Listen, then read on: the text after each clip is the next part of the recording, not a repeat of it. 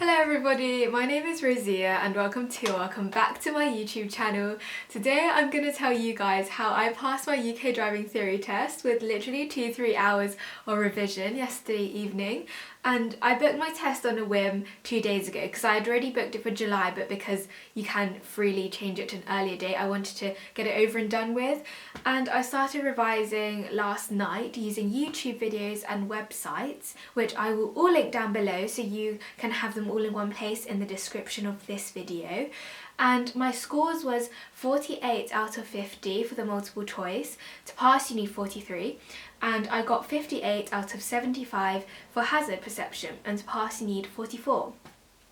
So what I did today was I just went to my Pearson test centre with my driving provisional ID, and they basically just sent me into a little room by myself and I did the test. It only took me about an hour or less.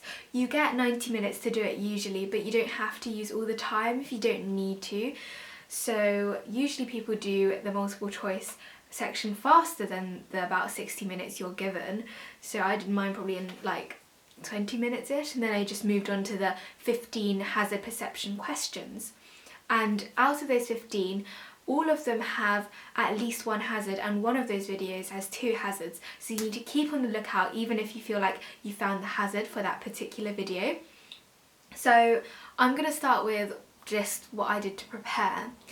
And I used the official government theory test practices online, and I'll link them down below. There's 2 official theory tests and I did both of them. I think I would have failed them if I hadn't googled some of the answers. So you do need to prepare, And I also use the official government hazard perception videos, and there's 3 of them online which you should definitely try out. But before you try out the hazard perception, I would say watch the hazard perception YouTube videos that I'll link down in the description below, and it explains really clearly the 3-click method.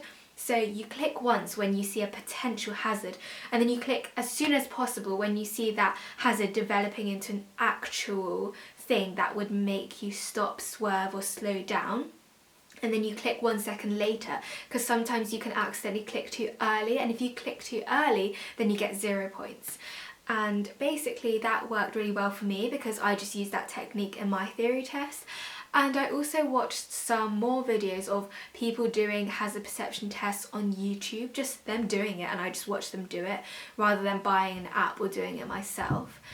And then for the actual multiple choice questions, you do need to revise for it. There's some which are just really obvious and common sense, like what do you do if someone like cuts in front of you? Do you like press your horn really loudly and swear? No, you just wait calmly, obviously.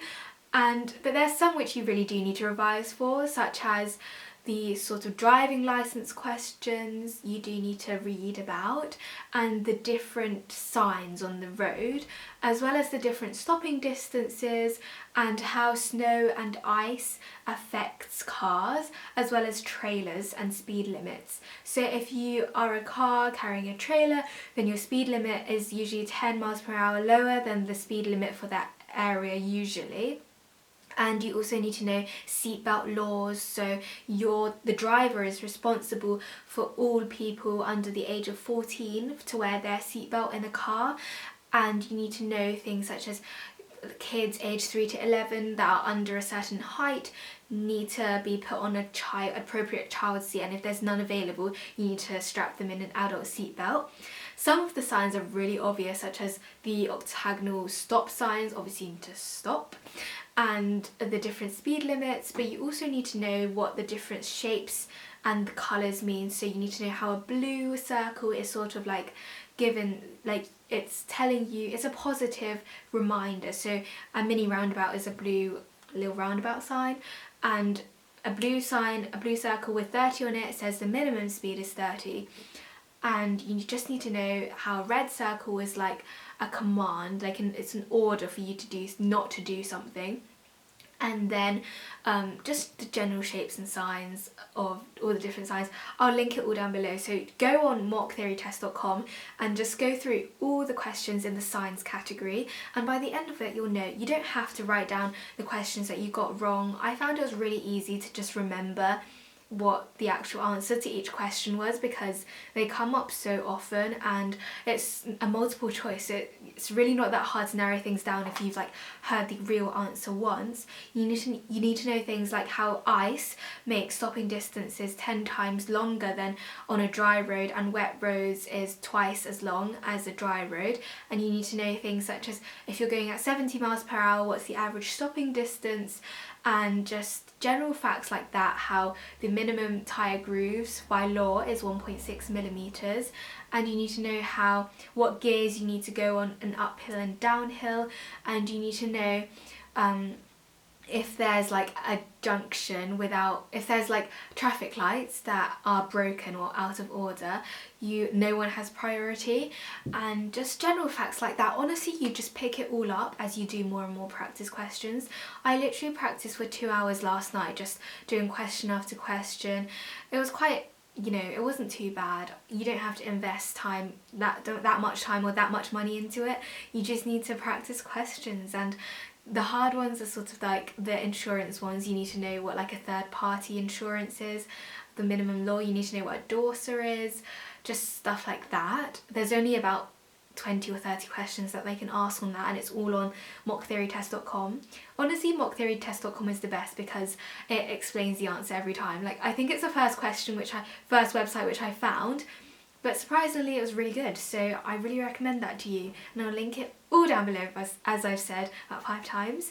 And then after the test I got this little magazine and my past test certificate, so I just wish you the best of luck. You can do this.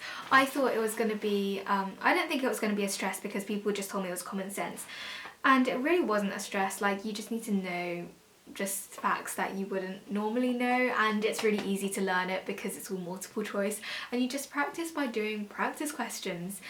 And yeah, so I hope you have a good day or good week wherever you are. Thank you for watching, and don't forget to like and subscribe if you found this helpful, and hope to see you in my next video. Bye!